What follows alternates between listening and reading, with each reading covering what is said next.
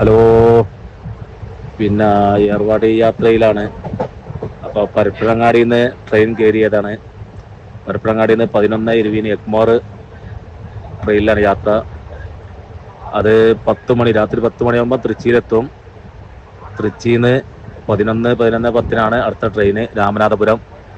രാമനാഥപുരത്തു നിന്ന് പിന്നെ നമ്മൾ ഏർവാടിക്ക് ബസ്സിനാണ് പോവുക. അപ്പം രാവിലെ 4 മണി 4:30 മണിയാകുമ്പോൾ ഏർവാടിയിലെത്തുള്ളൂ, തറകൻ്റെ അവിടെ. അപ്പോൾ ഒരാൾക്ക് ഏകദേശം ചിലവ് ഒരു 500 രൂപ.